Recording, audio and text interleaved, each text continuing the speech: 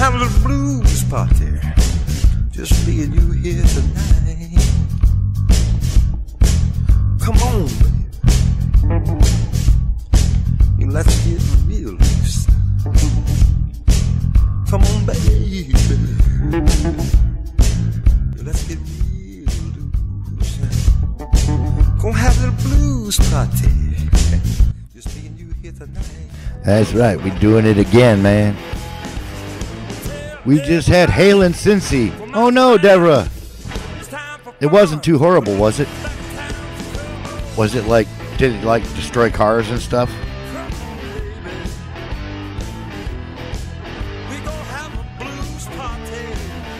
We gonna have a blues party, but it ain't gonna have no hail. Just fuck hail. What's up, Canoes?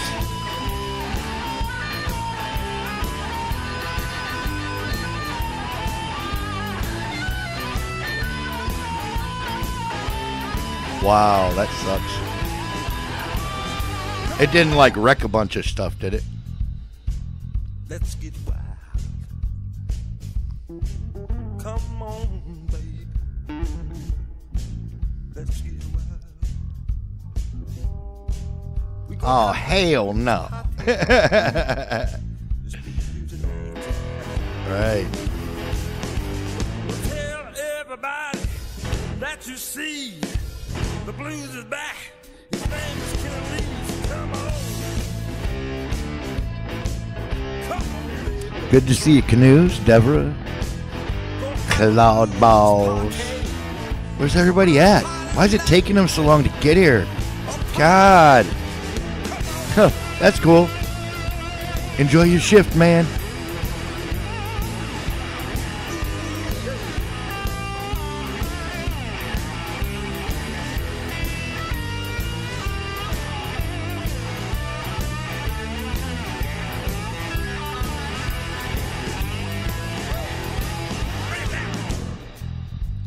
Hey, Miriam. Welcome back.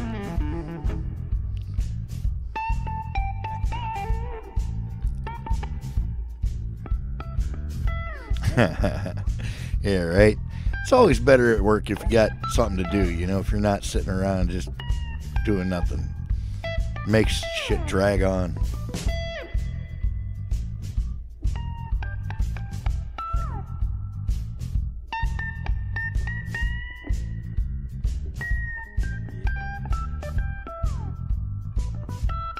Shots. Cheers, man.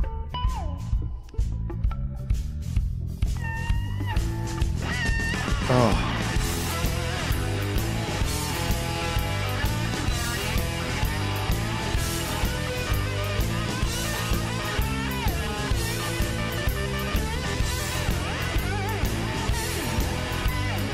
Rained like shit all day.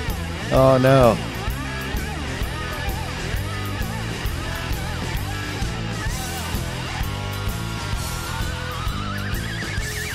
Yeah, here too, Deborah. We got it.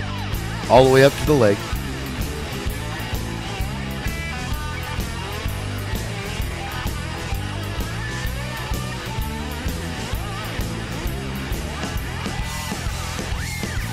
That's one big ass storm system to dump water on the whole East Coast.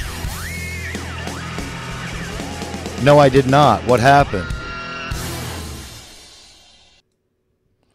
No, I didn't hear about that, Canoes. What happened?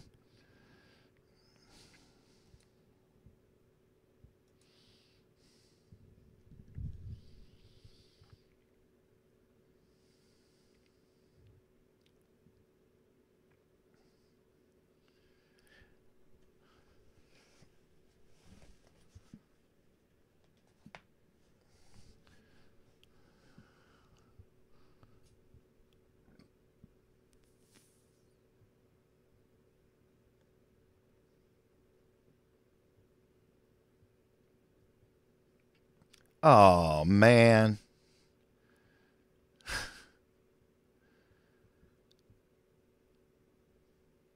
That sucks, dude. What?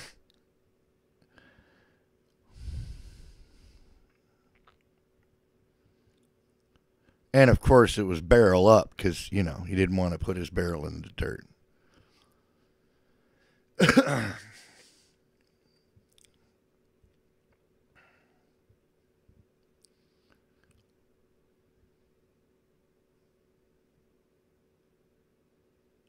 Right on, man. I'll find out about it tomorrow. I'll find it. I didn't read the paper today. I usually read the paper every couple of days just to keep up on what's going on.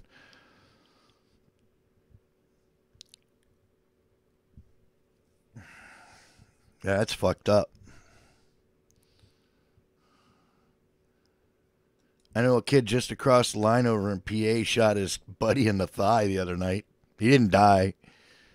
It was a couple of high school kids out hunting together, man. Just did something stupid, got in the wrong line, got in the line of fire, and boom, shot him right in the fucking thigh.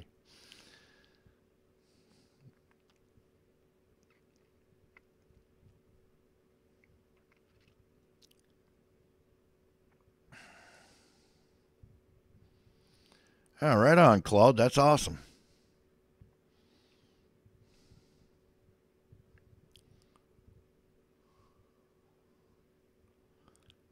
Holy shit, man.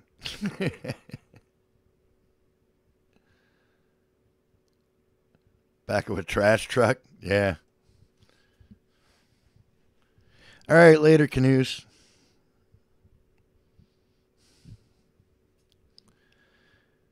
All right. I guess there's enough of us here. I'll start the videos. Check this out. Hello and welcome to Coast AM's official YouTube channel. I'm your host, George Noory. Like, share, and subscribe to our channel. And you can also find us on Facebook, Twitter, and Instagram, and of course, on coasttocoastam.com. From the heartland of America and the gateway to the West, good morning, good evening, wherever you may be across the nation, around the world. I'm George Noory. Welcome to Coast AM. Later on tonight, those open lines. Here's what's happening. In the northern Los Angeles area, the gunman who killed 12 people inside the Borderline Bar and Grill on Wednesday night posted to Instagram while inside the country music bar.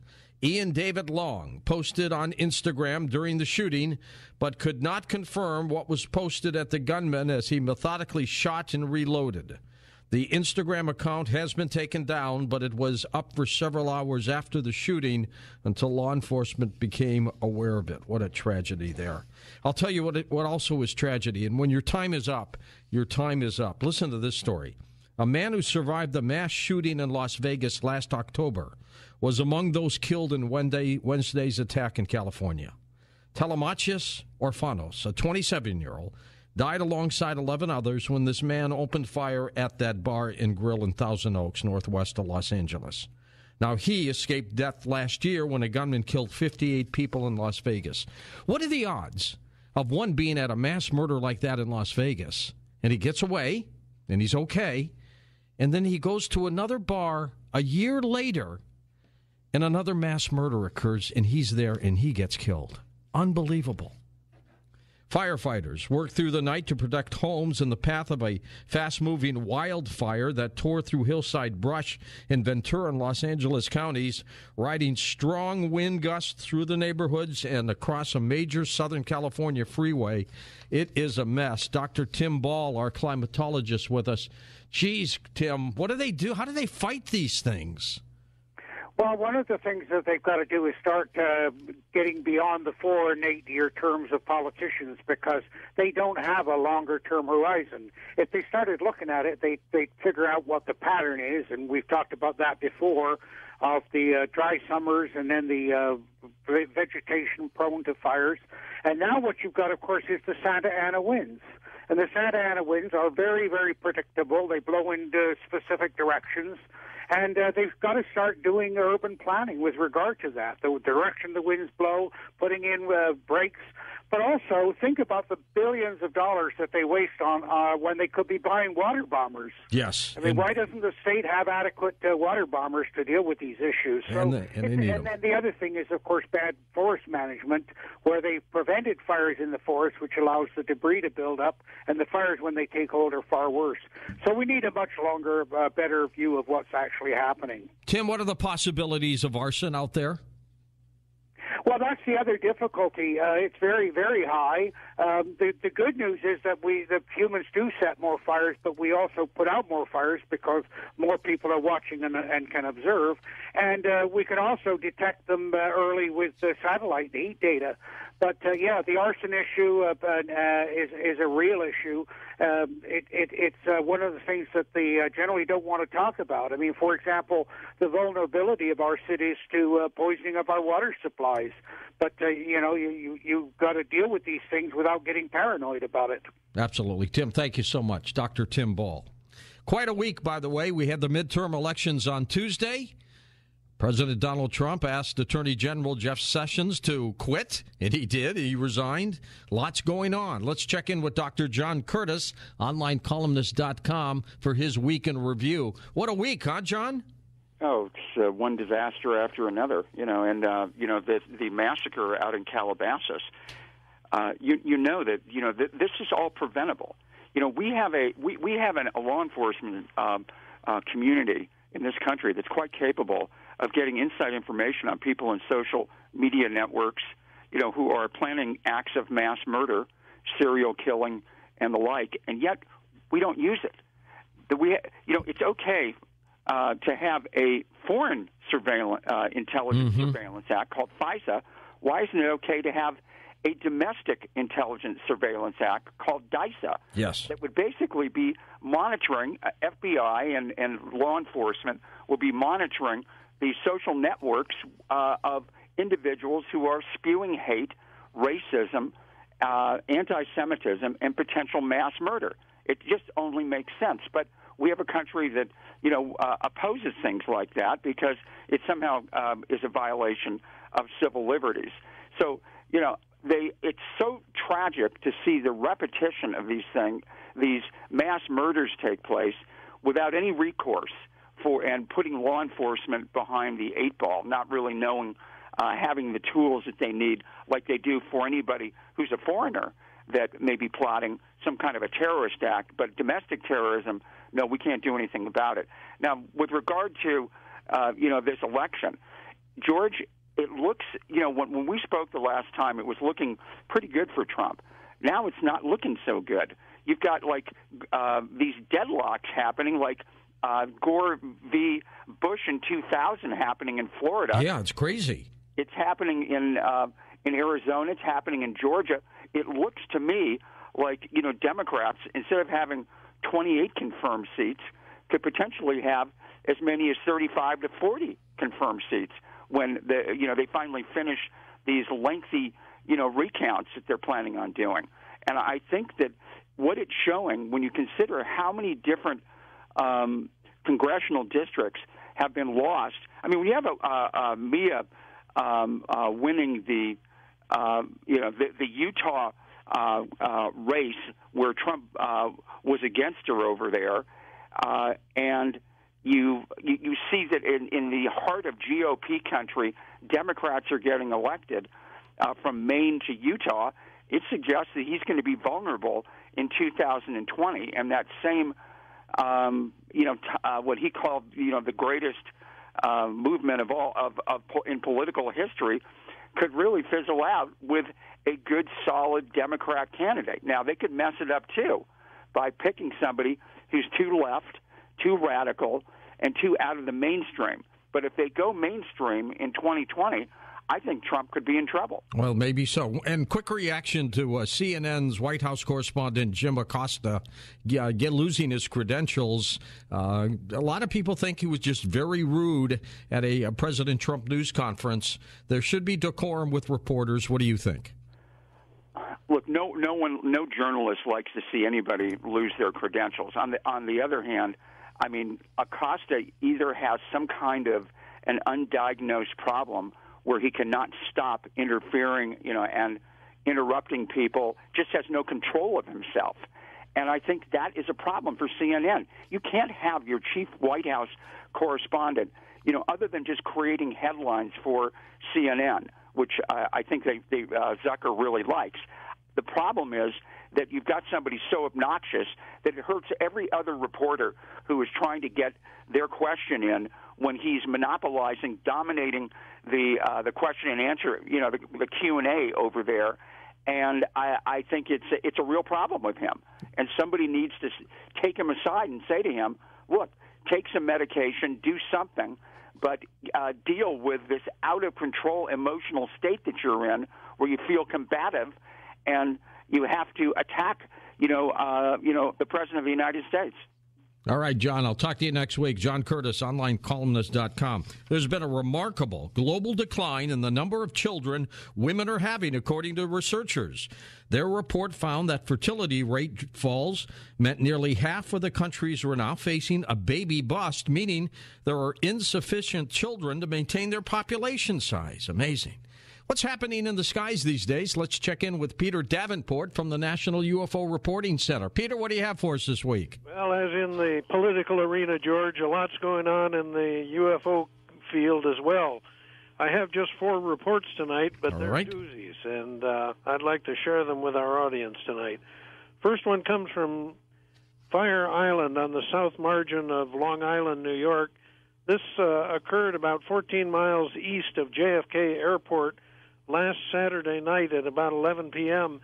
A gentleman writes that he and 4 other friends of his, all adults, were walking on Fire Island. They had walked from Davis Park to Watch Hill, which are promontories on Fire Island, and they split up into 2 groups, 2 and 3 of them. They separated. One group went down to the edge of the water. The other group stayed at the lookout. And they both, independently of one another, became aware of a yellow ball of light that was hovering over the ocean, so bright that it was casting a streak of reflected light off the water. Suddenly, that object streaked away from them, so it just diminished in size and disappeared from sight, but it came back equally quickly.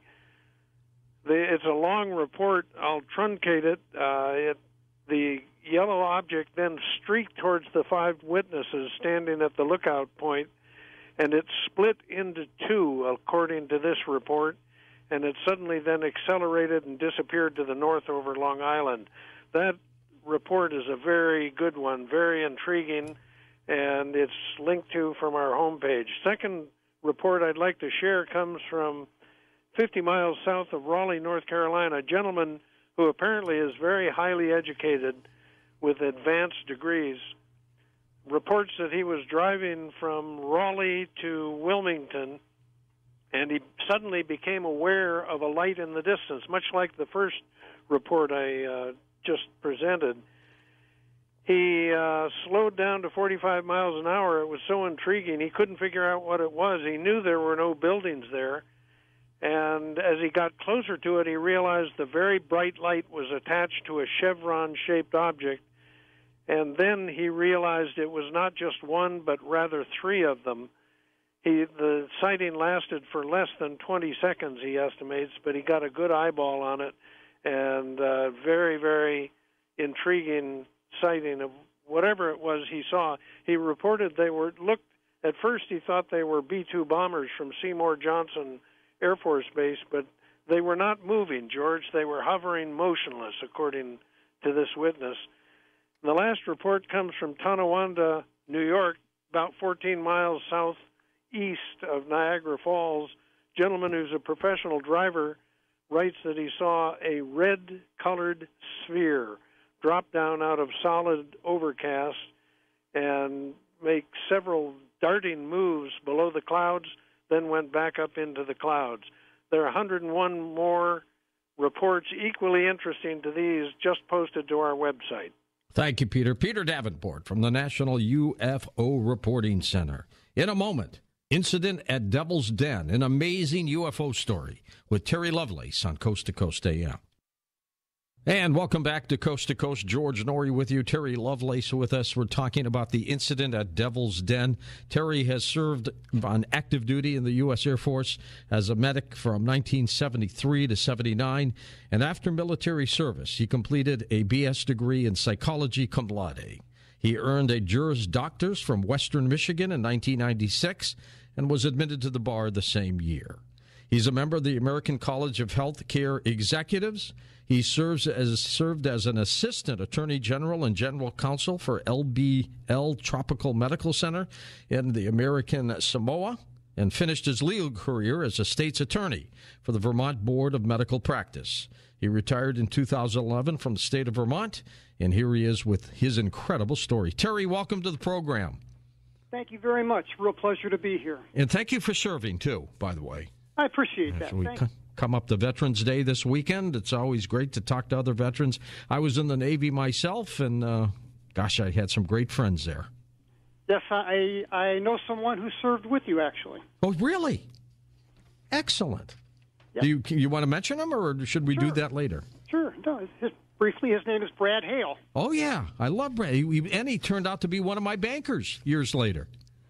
We best of friends since 1980. Oh, he was a great guy. He still is. Still is. Absolutely. Anyway, incident at Devil's Den. Let's talk about this. This is a state park in Arkansas, isn't it? It is. What happened? It's what happened. 1977, a coworker, a friend of mine, I refer to him as Tobias in the book, had this idea that we should go camping. And, I'm not really sure what the genesis of this idea, how it came about, but when he brought it up, we just kind of became obsessed with the idea. We planned, and I'll be brief, we planned this camping trip. It was a 6-hour drive for us. Devil's Den State Park is a remote area, and in 1977 it was even much more remote. We drove down. We had a series of missteps along the way, but we drove down. We dodged the campground because we wanted to find a high spot where we could photograph eagles. That was the whole purpose of the exercise. Okay. And we did that. We drove in a restricted area and found some high ground. And we're sitting around the campfire the first evening. And my buddy Toby looks to his left and says, "Hey, were those there before?" And I said, "Well, what are you talking about?" And he pointed on the western horizon. There were 3 stars, and they formed a tight little triangle. And they were just enough above the horizon that you could tell they weren't aircraft lights or lights from a highway, maybe. This was something in the air, and it was stationary. And we watched it for a few seconds, well, maybe 15 minutes. We're talking about, well, what is this? Then it moves, and it turns about almost a full rotation. While we're watching it, it moves up into the sky. And simultaneously, while this is going on, two odd things happened. Number one, there was the tree frogs, the crickets, all the noise. I mean, it's almost cliche, but it was true. The forest around us fell dead silent, and it unnerved me. The second thing that was unusual was a feeling of calm. Mm-hmm. We were really very excited when we first saw this thing. And as we watched it, about 15 minutes later, this sense of almost disinterest came over us. Really? Yes, really. And we lay there and we watched this thing until it, over the course of maybe an hour, ends up about 2,500 to 3,000 feet maybe over our heads. And there were some lights that came from the thing. That's kind of a long story, but we're watching this thing, and the apathy is just incredible. And my friend Toby says, "Well, show's over," and we dragged our air mattresses into the tent and went to sleep. I mean, it's just incredible. With this thing over our heads, I fell onto my air mattress, fully clothed, and I was asleep as soon as my head hit the pillow. I mean, don't you find that, Terry, unusual? I would have been all over the place. It's incredible. It's like they numbed you down or something. Yeah, I cannot explain it. Some hours later, we woke up, and that apathy and disinterest was gone. I can tell you. Yeah. Long gone. That wore off quickly, didn't it? As soon as I woke up, it was just terror. This incident happened 41 years ago. What took you so long to go public with it, with the book, The Incident at Devil's Den? Well, there were two things. The first was that every time I talked about the event or shared it with my wife, I'd have nightmares. That's understandable. I had a doctor, Christopher Kit Green, visit me last month after about 3 months of correspondence.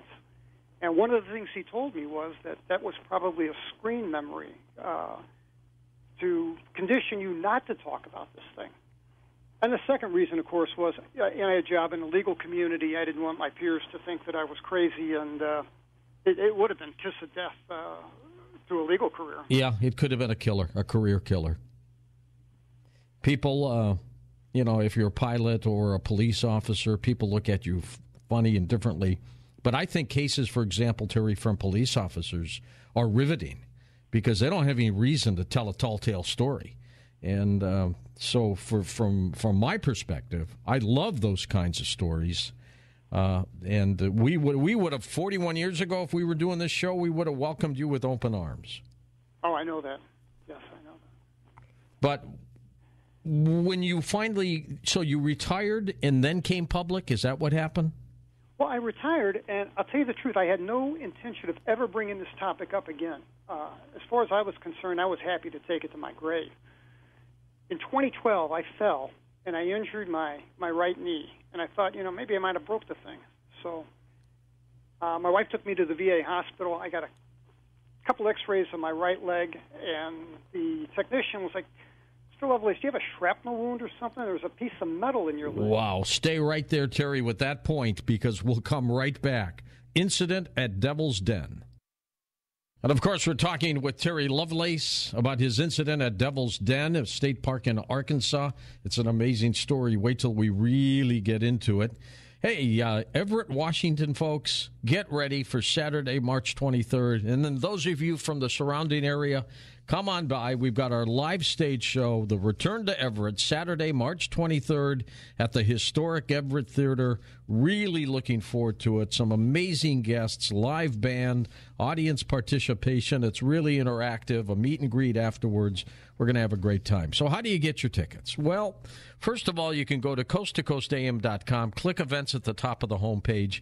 That'll open up. You can look in our carousel reel. That's the highlight reel where the pictures change. We've got a link there to the historic Everett Theater. And you can call this number to get right to the theater. And just remember the name of the theater, Historic Everett Theater in Everett, Washington. 425-258-6766. That's 425-258-6766. Hey, the editor for Coast to Coast AM, our website, none other than Tim Banal, and Tim puts together some amazing stories that you should be going to all the time. Tim, what do you have for us? Hey, how you doing, George? Great Wonderful. to be back this week. You too. Well, it was kind of a crazy, tense week this week, so I wanted to go a little lighthearted tonight. Good. With the In Coast You Missed It segment. So the first story we have up here is a segment from a British daytime TV court show. Like those shows they have here, like the People's Court and Judge Judy and stuff like that, yeah. Yeah. And it was a dispute surrounding an allegedly haunted doll. And as you know, these shows, these judges, they're characters, man. They're characters. And this is a show in England. And, boy, it was funny. It was just so funny and really, really fun segment. And the gist of the case is that the defendant didn't want to he didn't pay the full price of the haunted doll when he purchased it. And then, much to the judge's amazement, when he asks him why he didn't pay it, he says, well, the doll told me not to. Smart doll. Yeah, so people definitely want to check that one out. If they're looking for a lighthearted laugh this weekend, that segment really, it still has me chuckling, just the animated nature of the judge. Clearly he'd never encountered a haunted doll before, so it was a lot of fun. The other story this week got a lot of play, actually, out there in the mainstream media. I don't know if you caught this. It was really big yesterday. This is a man in the Netherlands. He's a 69-year-old man, motivational speaker, Emil Ratelband.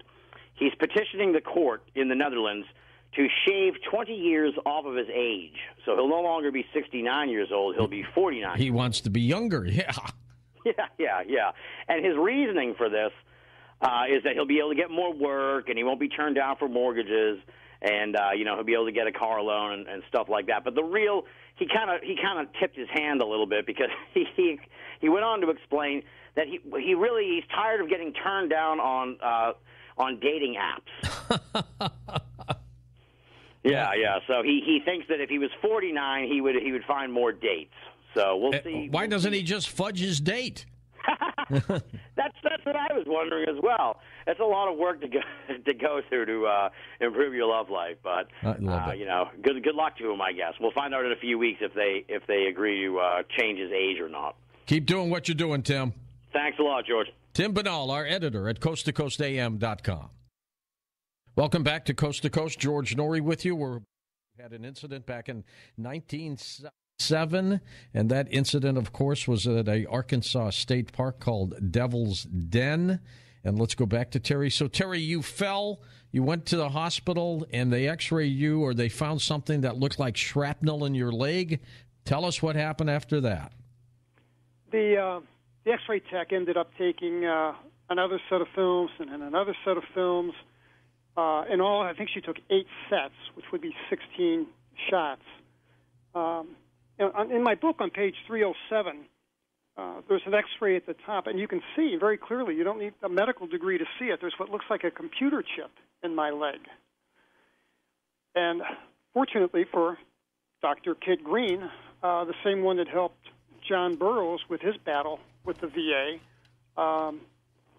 helped me with obtaining some of those films from the VA.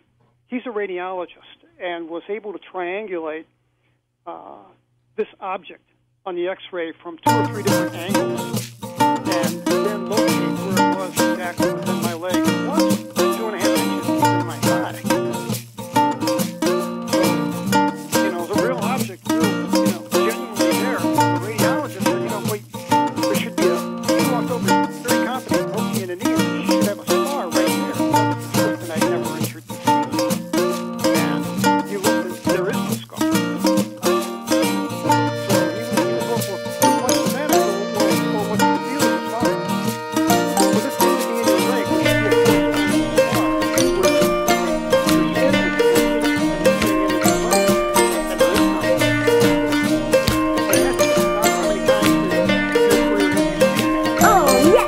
In 23 years, never. Jeez. Now, where is that object now? That object is gone. And Dr. Green was able to verify that as well. Now, when you say gone, what happened to it? What happened was I woke up on November 16th of 2017, last year. All right. And I felt like somebody had hit me with a baseball bat in the top of both of my legs. And I got up, and I just knew it was gone. I had a visitor, a woman in black, in my house, told me that, if you get doctors involved and try to have this removed, that they would reclaim it. They being whoever put it in there, terrestrials, the people that put it in there. So. I went out, I got an x-ray getting an x-ray is kind of a hard thing to do if you don't have a doctor's prescription for it. I found a chiropractor who was kind enough to get my leg x-rayed, and sure enough, the thing is gone. Jeez. You got to be baffled over that, Terry. I am very baffled, and I have the proof to show it. I have the x-rays before, I have the x-rays after. I have the fact that it's been triangulated. It was in my leg, and then it's not in my leg. What do you think the purpose of the device was?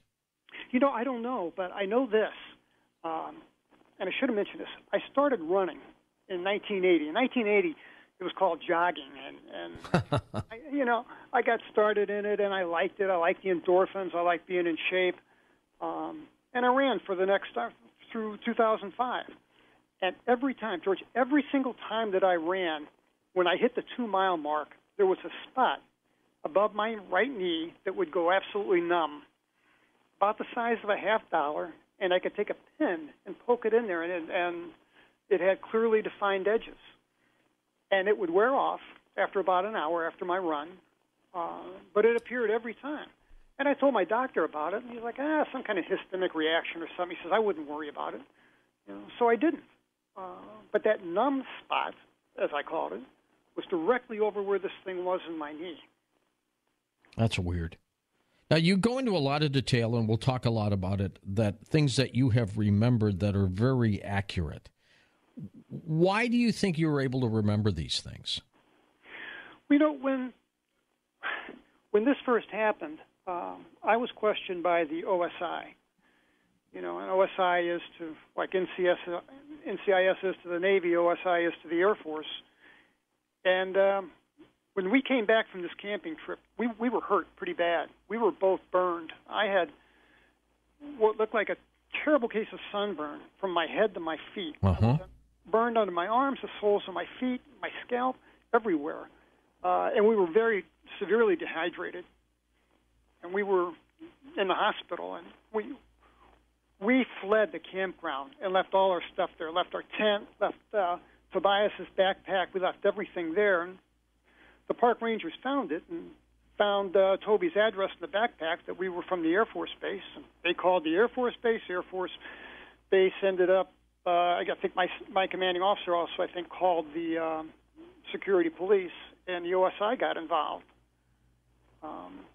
And I had a reputation as being a photographer in the squadron, and everyone knew that we were making this trip for the purpose of taking pictures of eagles. And I think these guys, well, I don't think I know these guys, were convinced that I had taken pictures of this thing. And that you had it hidden away somewhere. That's exactly right. Yep. They interviewed me when I was in the hospital, and I was in bad shape. I was hurt, and this OSI officer said, I think that you were there and you took pictures of. Well, he wouldn't say what it was. Yeah, how do you accuse somebody of taking pictures and then he doesn't tell you of what? Here's what he said. He got down next to my ear and he says, I know, and you two knuckleheads stumbled onto something out there, and I think you know what I mean. Whoa. And then I knew that he knew.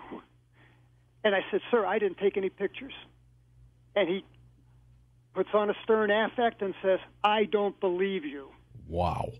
And scared me to death. So, part of the reason I have such a good record is, I didn't know if these guys are going to court-martial me or what. So, documentation. I sat down and wrote out everything that I thought might be helpful if it did go that way. Thank God it didn't.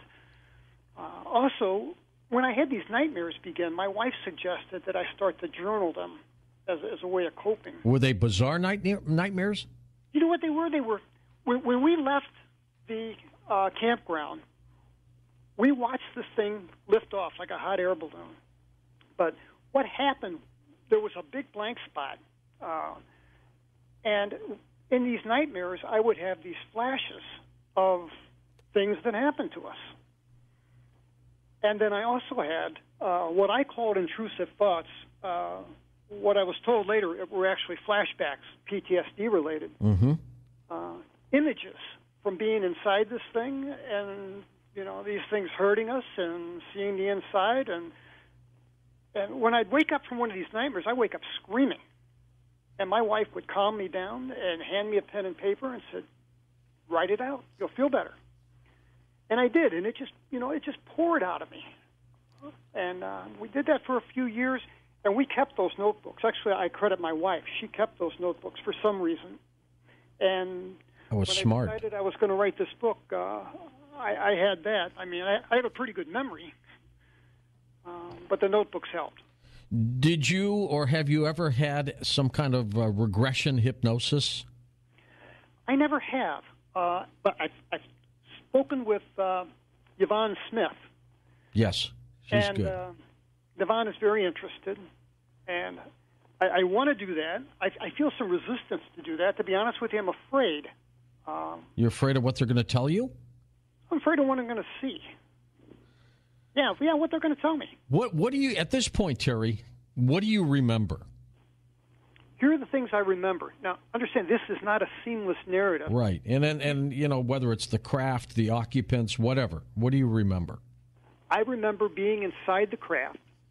I remember Tobias being next to me. I remember hearing him scream, stop, stop. I remember him screaming his head off. Mm-hmm. I remember there were other people in there. Other humans? Other humans. And they were all nude, and they had their clothes held in their hands, and they were frozen. They were like paralyzed. Standing, sitting, what? Standing. Standing, all right. They could move their eyes because their eyes were darting all over the place. And I mean, they were crying, and they were. But they must have been petrified. Yeah, yeah. And there were other humans in there too. There were about 6. How big would you describe the inside of the craft? Enormous, absolutely enormous. Like football size? Football field size? Well, we lost him. Terry is no longer with us. Let me double check here. Yep, Terry's gone. We'll try to get him back, and we'll do the best we can to get him back wherever he is. He's in a special place, so let's figure out where he is. We're talking about his incredible story called Incident at Devil's Den. For those of you who are just joining us, back in the summer of 1977, a co-worker with him called Tobias, and he camped in an Arkansas state park. It's called the Devil's Den. Those of you, when we take calls next hour, definitely check in with us if you've been out there. The trip was to photograph wildlife, and rather than stay in the park's campground, they chose an isolated area to set up camp on a higher meadow. It was very late in the evening, and their fire was nearly spent when something on the horizon caught his friend's eye, and he pointed to 3 bright stars low in the western sky. They formed the perfect little triangle and sat motionless, just watching this. They watched them for some time, speculating on just what the heck they might be. Then they thought that they might be aircraft lights, but dismissed the idea because of the triangular configuration, which was truly, truly bizarre. So, Terry, we lost you for a little bit. Been telling folks about what had happened to you, but you said my question was, as you disappeared on us, was it as big as a football field, the inside of the craft? A football field is flat. This was absolutely enormous. It's absolutely every bit as big as a football field as far as square footage on the floor goes, but this thing was enormous. It was incredibly tall. I said 5 stories. It looked like a 5-story office building. Jeez, that's huge. It was absolutely enormous. And on each corner of the pyramid of the triangle, there were light bars that ran the entire vertical length of the thing. Were there occupants, and I don't mean the humans that were there, but were there ET types all over the place? There were 3 different kinds, actually 4 different kinds. There were humans there that ignored us. Human ETs, you're saying? There were ETs. There were the little gray guys. All right. Incredibly strong, but incredibly stupid. When they put us back in the tent, they didn't get us back in the tent. They dropped us by the car. And these little gray guys grabbed us and pulled us, drug us back into the tent. And I passed out again. But inside the craft, I saw a taller, about a 6-foot-tall, gray, alien-looking thing that was humanoid in features, but clearly not human. And he seemed to be in charge of things. Did any of them look reptilian? No, I did not see a reptilian. I saw an insectoid-looking thing. Praying mantis type? Yes. Yeah. Triangular-shaped head, bulbous eyes. That's the thing that hurt us. That's the thing that when we were, another very clear memory of being on the table, and they did something to my lower spine. And I don't know what they did, but I had degenerative spine disease from it. And I was screaming. And I recall filling my lungs with air and screaming at the top of my lungs. Well, hold on with that scream, Terry, because we're going to have you talk more with us when we come back on Coast to Coast AM. To Coast AM on our official YouTube channel. I'm your host, George Norrie, and don't forget to visit the Coast Insider membership area on coasttocoastam.com, where you can access our past, upcoming, and classic shows.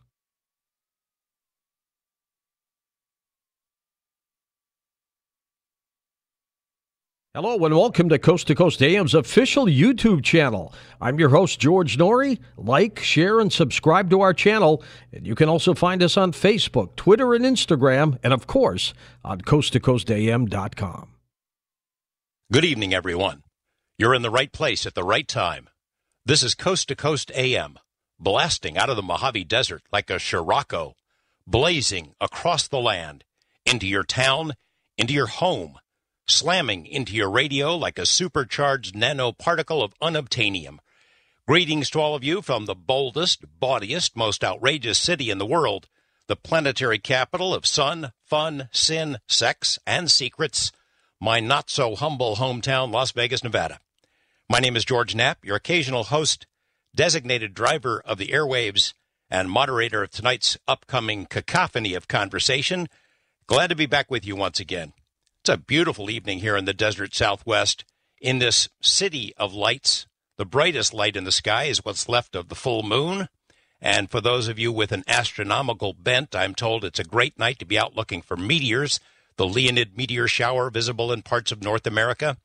A perfect night, too, for pondering big questions and the kind of unexplained phenomena that cause us to wonder about our place in the universe, the unseen, unknown forces that sometimes intersect with our lives and which, on occasion, make us want to lock the doors, bolt the windows, and curl up under the covers, our ears attuned to strange sounds, our senses heightened as we consider what otherwise might be unthinkable.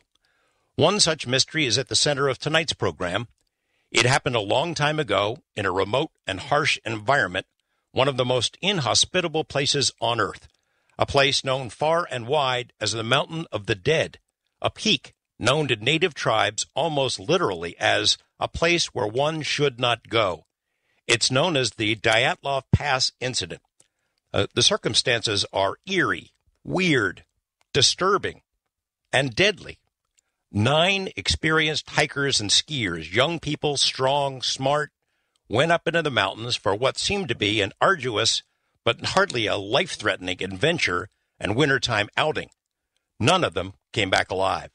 The circumstances surrounding their deaths are still wrapped in mystery more than a half-century later. Some of the confusion caused by the paranoia, and secrecy for which the old Soviet Union was so well known. And some of it's the result of bizarre circumstances, no other way to put it, confounding evidence, and a Byzantine collection of different theories, none of which has been able to fully explain what really happened. As we'll learn tonight, though, this incident is not entirely isolated. There have been similar encounters involving other people that only add to the mystery.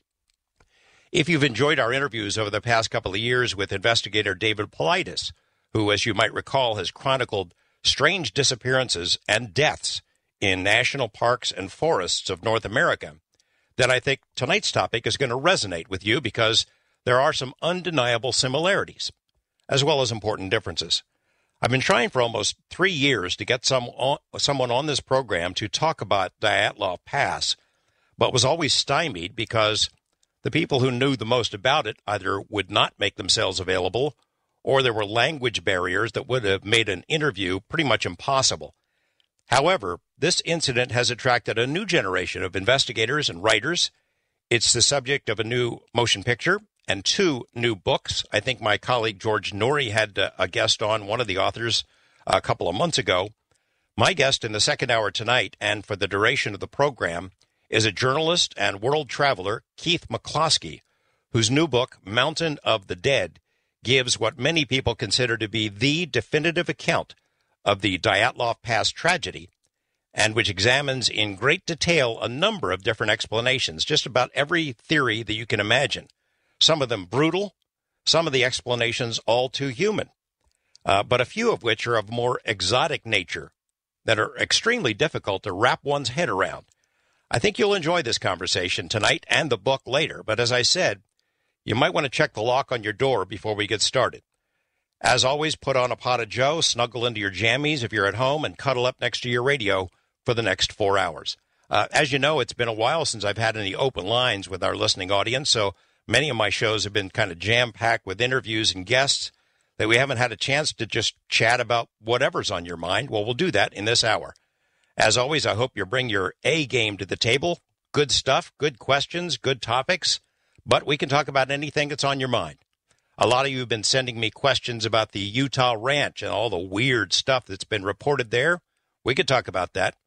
Also, of course, as you know, this Friday marks the 50th anniversary of a dark day in our history, the JFK assassination. I know my colleague George Norrie has a JFK special plan for Friday night, the 50th anniversary, but if you want to sound off about that terrible day and those events, feel free. I do get emails once in a while about Coast to Coast and our abiding interest in the Kennedy murder. Some people who wonder, why are we still talking about it? What's the point? And I'll tell you frankly, I don't know what to say to those folks. If you're not interested in that seminal incident, what it has meant to our country, how it's changed things, how it's changed us as a people, or are not interested in the many strange circumstances and unexplained facts surrounding the death of the president, I'm not sure this is the right show for you. A new poll out this week shows 60% of Americans still do not believe the Warren Commission report that Lee Harvey Oswald acted alone in killing the president. And that's hardly surprising, in one sense anyway.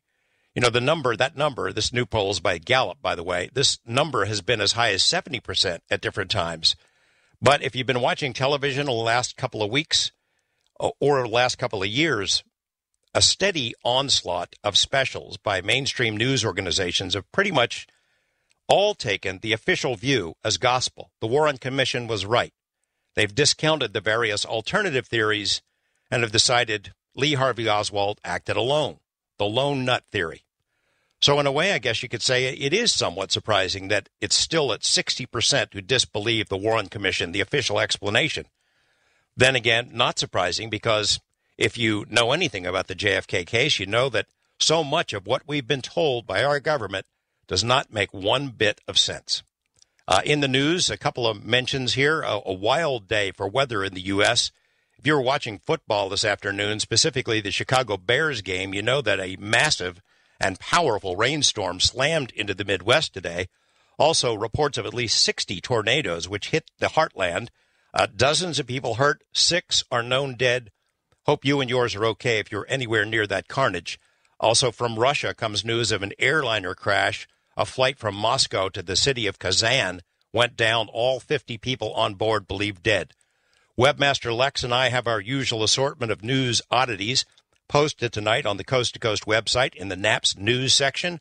If you get a chance, check out those items when you can. We might talk about a few of those stories when we come back, and we'll go to the phone lines to see what's on your mind during this hour. And then the Mountain of the Dead, the Dyatlov Pass incident for the rest of tonight's program. Strap yourselves in. Should be a good one. Let's take our first break and come right back with more. I'm George Knapp, and this is Coast to Coast AM. Welcome back to Coast. I'm George Knapp. I mentioned we got a couple of news stories that might be of your interest in our Knapp's news section on the Coast to Coast website tonight. Take a look when you have a moment. I don't know if you've seen this hint of a story in the news yet. We didn't post it, but you'll be seeing it in the news, I think, in the coming week. Astronomers, I think most of them based at UC Berkeley, have done a new calculation about the number of Earth-like planets out there in the wild blue yonder. They now estimate, using a new sort of a calculation, they now estimate there are about 50 billion Earth-like planets in our galaxy alone, in the Milky Way. 50 billion planets of our size in the so-called Goldilocks zone that presumably could support life in some kind of a form. And again, that's just the Milky Way. If this holds for the rest of the universe, which has billions of galaxies, well, you can do the math. Chances are a lot of those planets are much older than Earth.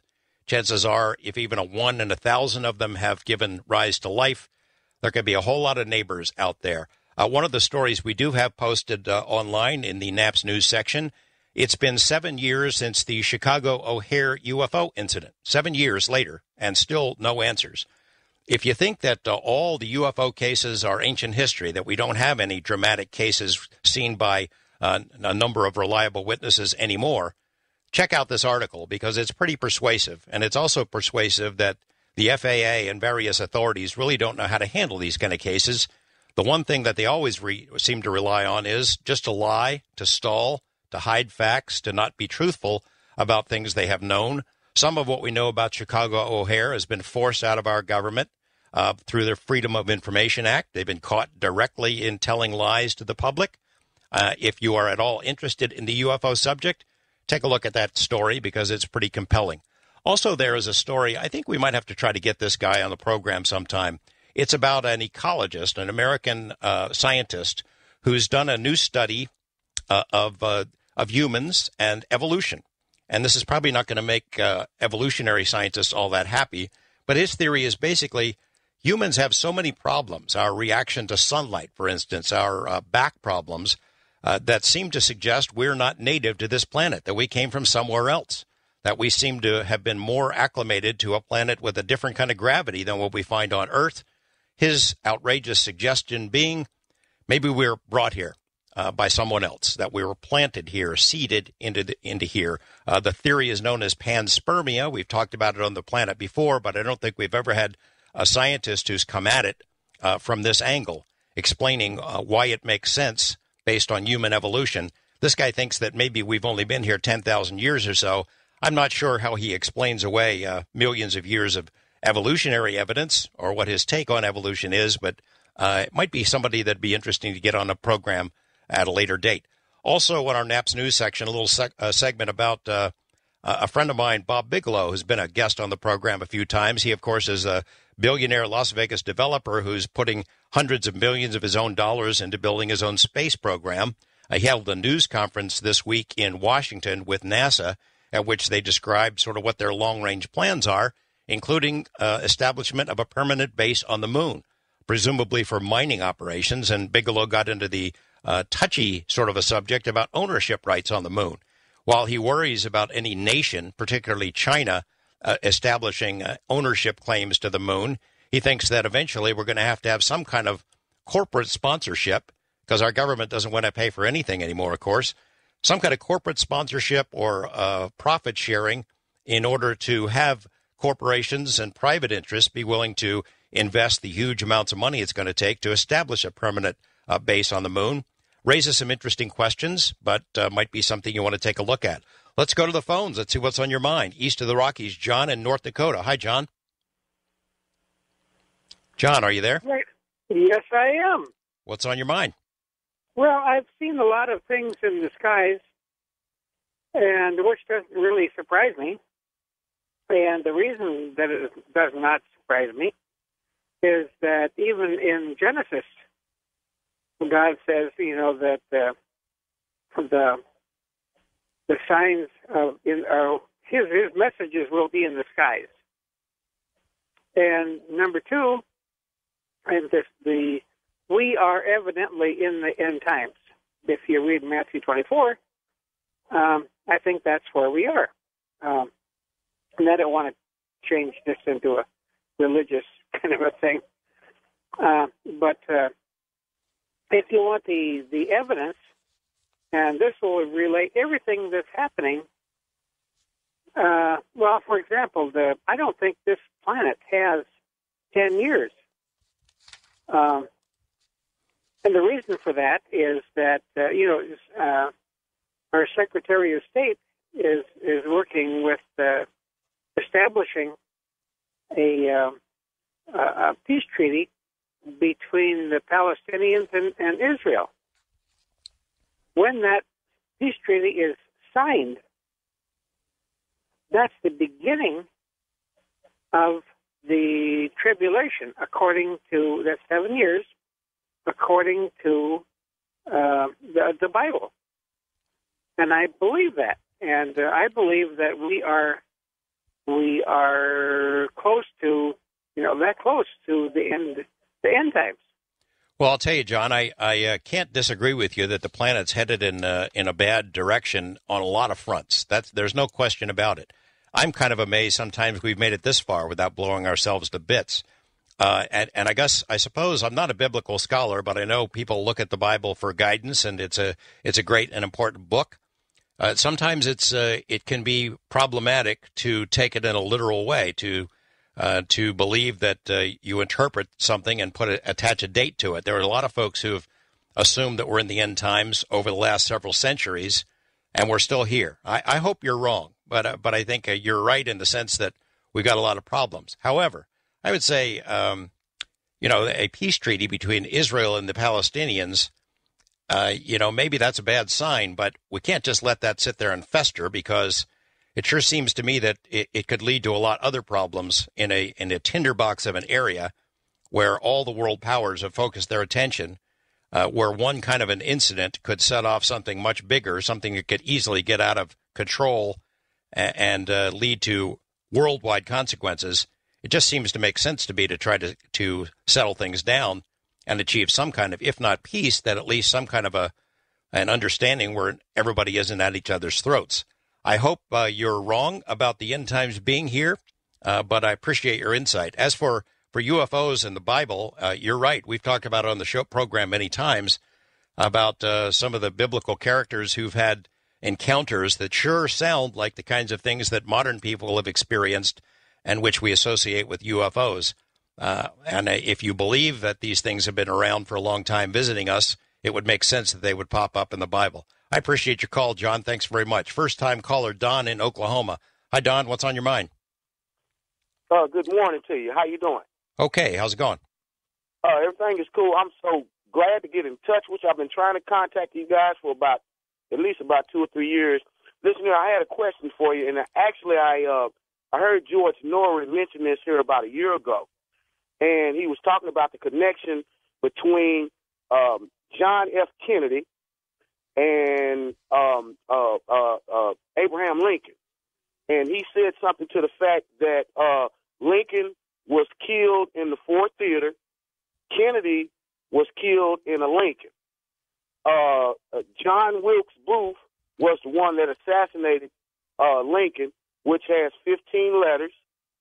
Lee Harvey Oswald was the guy that killed Kennedy.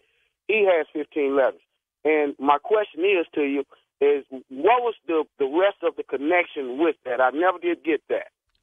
I don't remember the whole list. I haven't heard it in a couple of years. I remember reading it a long time ago, and I think probably our listeners, a lot of folks in the audience remember it as well. One of the ones that I remember I thought it was really odd is that Kennedy had a secretary named Lincoln, and Lincoln had a secretary named Kennedy, which I always thinks that was a really weird similarity. I know that there are other comparisons that have been made between the two. One 1860 was elected, one 1960 is elected. There are similarities, obviously. Off the top of my head, I can't remember all the rest of them, but it's enough to give you pause to ponder it. I don't know if you can make the same kind of connections if you applied yourself to find similarities between presidents a century removed, but there are enough, as I'm sure George mentioned, between Kennedy and Lincoln that kind of raised the hair on your arms just a little bit. Anything else, Don? The only thing that I had to say is that here some years ago, I had the opportunity to go down through where Kennedy was assassinated, and we actually my ex-wife, we decided to go down through there because I was living in Dallas, and I said, well, let's pack up, let's go on down there and see how it is, and we went down through. We traveled the same route, and as we were passing the book depository and through the grassy knoll, it was the most eeriest, weirdest feeling I have ever felt in my whole life. Actually, we went down through there twice, and the second time we went down through there, it almost felt like, because you know how it is when you grow up, you see the assassination of Kennedy, all through your childhood. I'm 50 years old, but actually to go through there in real life was weird. We went down through there, and it almost felt like simultaneously that I was the one getting shot. And I told her, I said, you know what, after the second time we went down through there, I told her, I said, it's time to go, because it was weird. It was real weird. But I just want to tell you guys that you guys are the greatest. I've been listening to you. I have a friend of mine. His name is Topper. We've been listening to you guys for years, and I think what you guys are doing are very wonderful, and I really appreciate it. I can't believe that I got through. Yeah, well, welcome. We're glad to have you on, the first-time caller and the first time you got through, and it is great to have you joining in the conversation. Thanks very much, Don. I know what he means about the eerie feeling you get. I was in Dealey Plaza a couple of years ago working on a story, walked up to the grassy knoll and stood behind the fence, and it's a humbling experience. The sixth floor depository and the museum that's now in that depository building, you got to see it. Maybe this week is not the best time to go. It's going to be crowded, but you got to see it sometime and take your family with you. Paul Revere and the Raiders take us into the break. More of your phone calls after this on Coast to Coast AM. I know I mentioned briefly at the end of this week that George Noory will be hosting a JFK special. That's on Friday night, the 50th anniversary of the assassination. He's got quite a lineup through the week. Shirley MacLaine, we had her on as my guest a year or so ago, and man, she's entertaining. I know that a lot of you have different opinions about Shirley MacLaine, but she's lived quite an amazing life and is a pretty smart lady. She's on Monday night, and I think Graham Hancock is here on Tuesday night, so it's a heck of a week of programs for George. And if you're like me, you have a day job, you might have a hard time getting up the next day if you stay up late and listen to Coast. So I'd recommend that you check out the Coast Insiders Club. If you've heard the commercials for this, it costs you about 15 cents a day to join it. It allows you access to the podcasts of the program, a library of about 1,000 previous shows. You can listen to them at your leisure, at your convenience. It's a pretty good deal. You might want to check it out when you get a chance. We're going back to a break now, and when we come back to the phone lines. Stay with us. Much more to come here on Coast to Coast AM. Welcome back. If you heard our first caller, Don in Oklahoma, was wondering if anyone had the list of similarities between Abraham Lincoln and John Kennedy and their assassinations. One of our listeners sent it to me, and I appreciate that. I won't go through the whole list, but a couple of the ones that come to mind. Both were assassinated by Southerners. Both were succeeded by Southerners. Both successors were named Johnson. John Wilkes Booth ran from a theater and was caught in a warehouse. Lee Harvey Oswald ran from a warehouse and was caught in a theater. The list goes on, and call it synchronicity, call it coincidence. It's a pretty long list and pretty strange when you look at the whole darn thing. Go back to the phone lines now west of the Rockies. John in Portland. Hi, John. Hi, thank you for taking my call. Sure. Listen, I actually had a couple things. I don't know if we'll have time for it, but first thing is we're talking about the JFK assassination, because it's the 50th anniversary. Well, right. The biggest story has never even, it's all totally covered up, is the murder of his son, JFK Jr. Now, you don't hear anything about it. I mean, they killed him and just swept it under the rug, and there's never been a thing mentioned about it, okay? So here's what happened, okay? Because I did investigate it, and there was an FBI agent who investigated it. He vanished, okay? But I read his report. And what's weirder about it is about 3 weeks before it actually happened, I had this vision that it was going to happen. And I told everybody, I'm like, they're going to kill him. They're going to kill him. They thought I lost my mind, okay? But here's what it is. His mother had died a couple years earlier. And before she died, she told him two things. Do not fly and do not run for politics. And up until her dying day, he honored that. Well, as soon as she died, guess what? That's when he got his pilot's license and became a pilot. Then he announced in 99, that he was going to run for the very same Senate seat that Hillary Rodham Clinton had her eyes set on for 2000. And she had been talking about that for the longest time. I mean, towards the end of the Clinton presidency, that she was going to run for the New York Senate. And that had been known for a year before JFK Jr. made his announcement, okay? And he would have blown her out of the water, okay? And that threatened her, okay?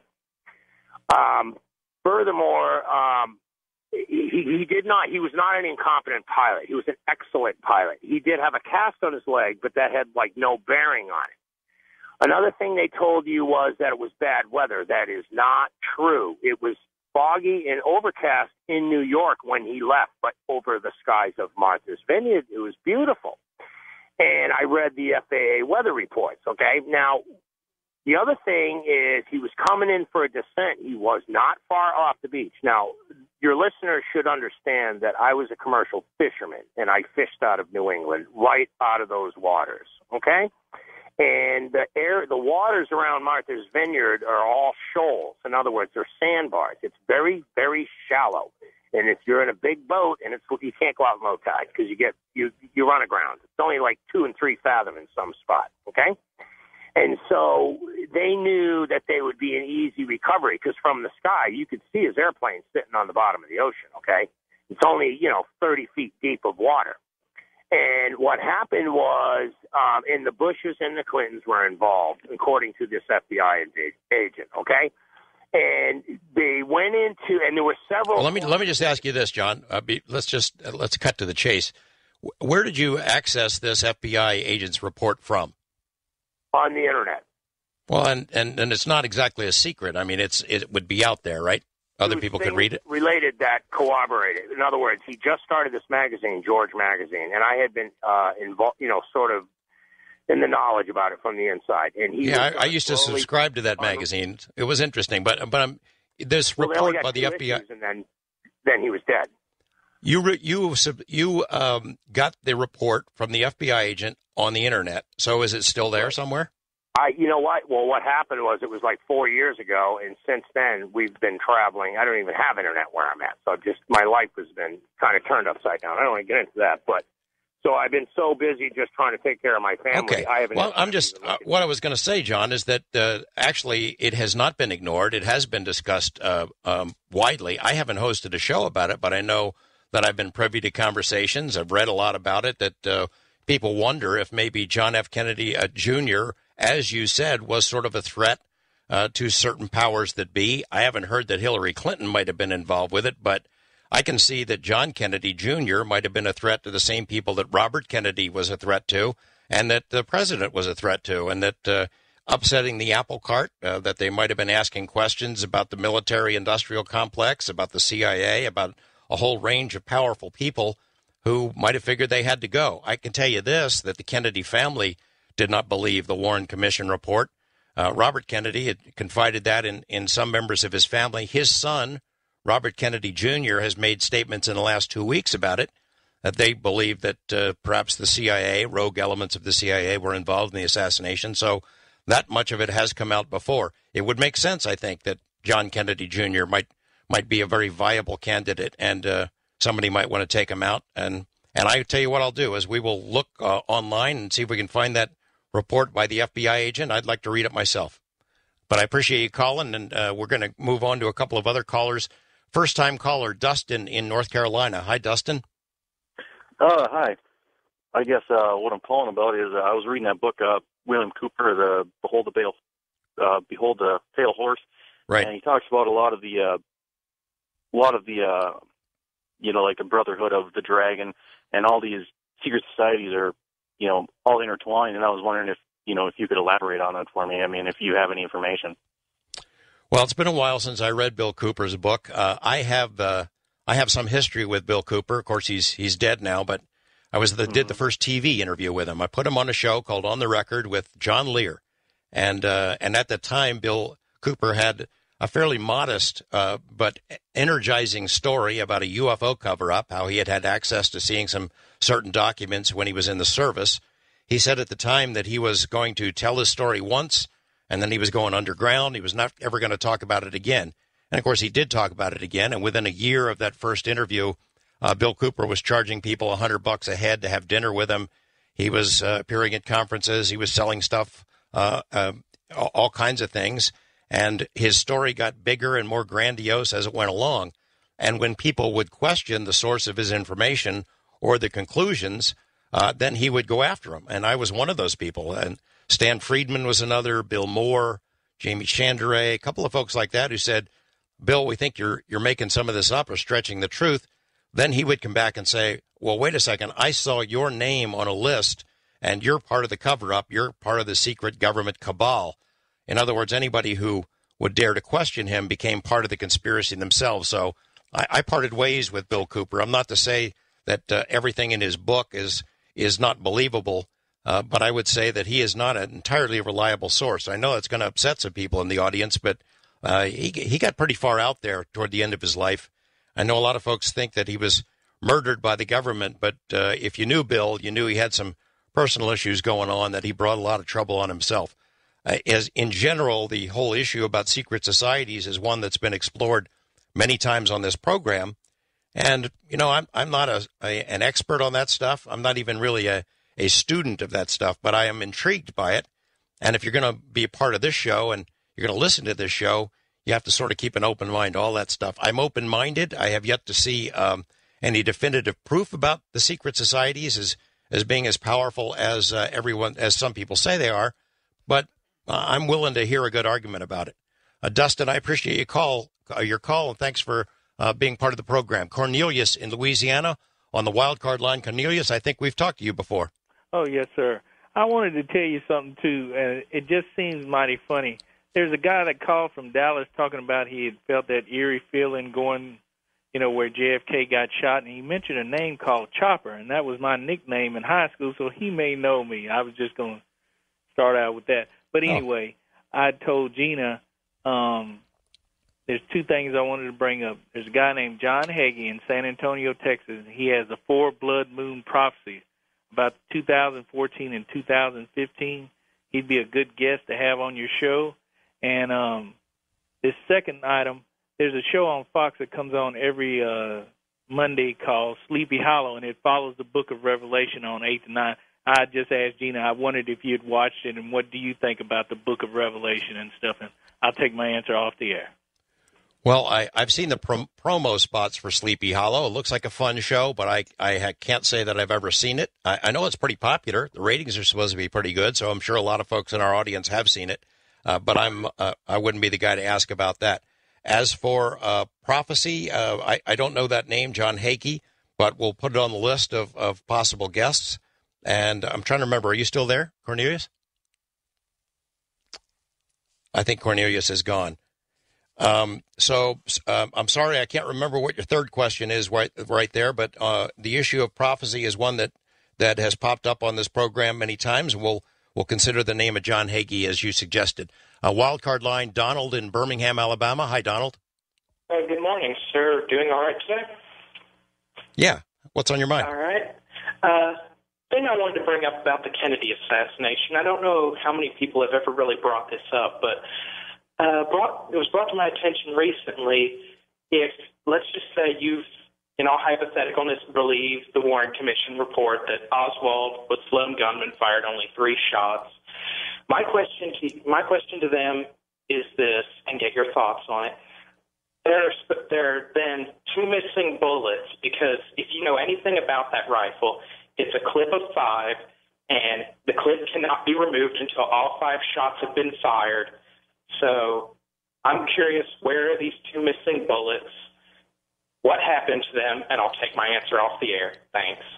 Yeah, that's a good question. I don't know the answer. I do know the answer to the other part of it is what happened to the 1 bullet they do have, and it was found on a stretcher in Parkland Hospital in pristine condition, not the sort of a bullet that presumably had gone through 2 bodies, smashing into bone and tissue and emerging pretty much unscathed. It's weird.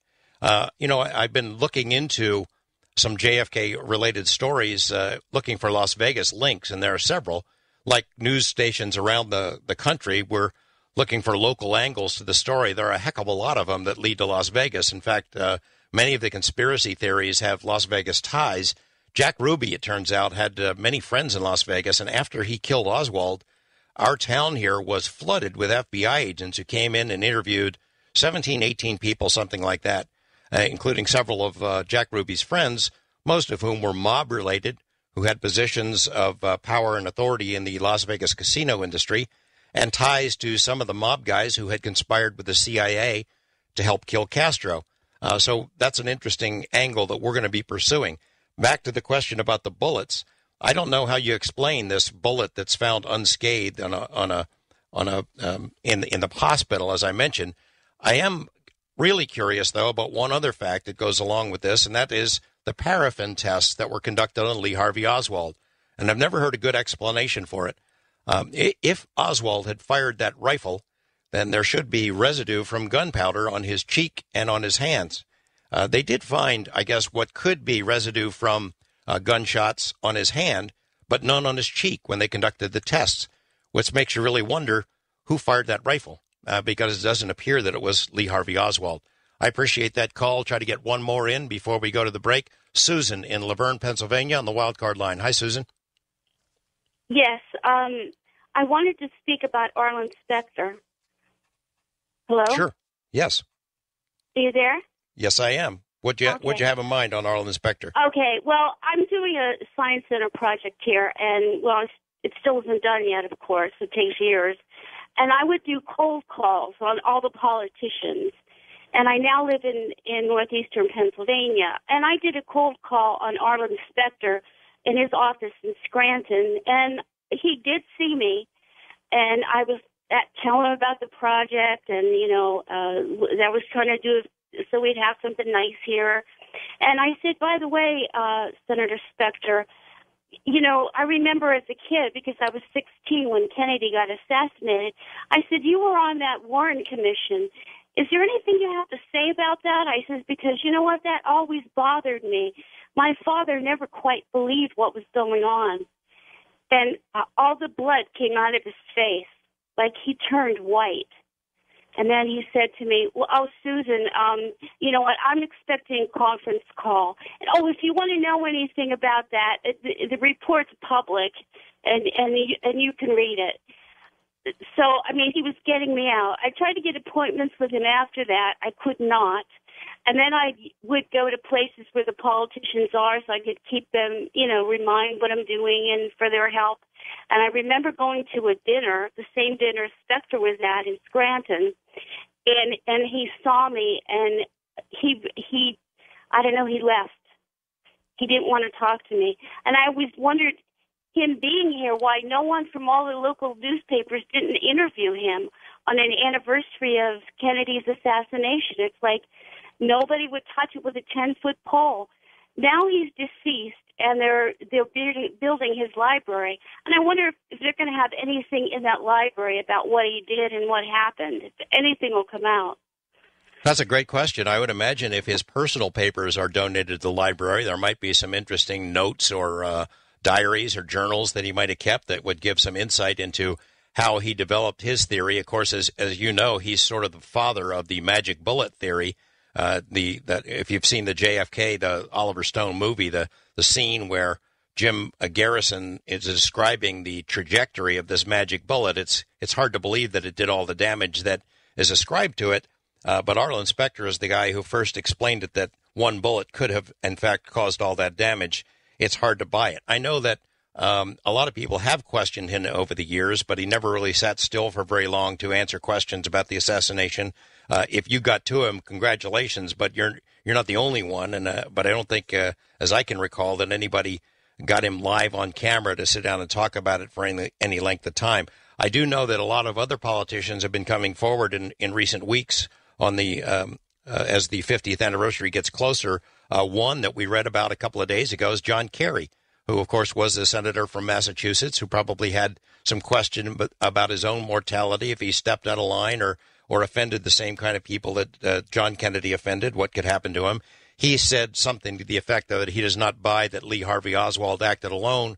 When pressed further, though, John Kerry would not elaborate on who he thought might be responsible. We know, as I mentioned a couple of minutes ago, that Bobby Kennedy didn't believe the Warren Commission conclusions. His son, Bobby Kennedy Jr., didn't believe it. And I recently read that Richard Nixon didn't believe it, that he, like a lot of other people, believed that Lyndon Johnson had something to do with it. And I'm not sure that we'll ever get to the answer. I would encourage you, though, if you're around on Friday night, check into George Norrie's JFK special on the occasion of the 50th anniversary. Eddie Floyd, knock on wood, takes us into the break. When we come back, the mystery of the Dyatlov Pass incident, Mountain of the Dead, here on Coast to Coast AM. To Coast AM on our official YouTube channel. I'm your host, George Norrie, and don't forget to visit the Coast Insider membership area on coasttocoastam.com, where you can access our past, upcoming, and classic shows. All right, guys, that's it for YouTube. We're going to wrap this up and head on over to Vaughn's. And those of you that would like to come have movie night with me, I can't wait to see you there. For the rest of you, sorry we're running off without you. And I want to figure out a way I can fix this so I can stream both at the same time. I haven't been able to do it yet. I think my computer's not strong enough for that. But I'm going to keep working on it, and eventually I'm hoping to get everybody in all the time. Yeah. All right. We'll see everybody on Tuesday that I don't see in just a second. Here's the link, Claude. Follow me over.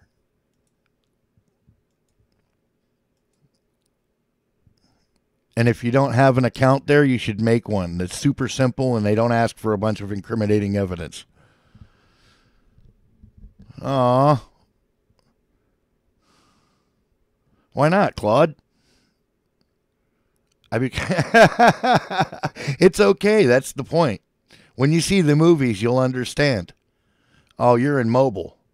God damn it. Well, you could chat still.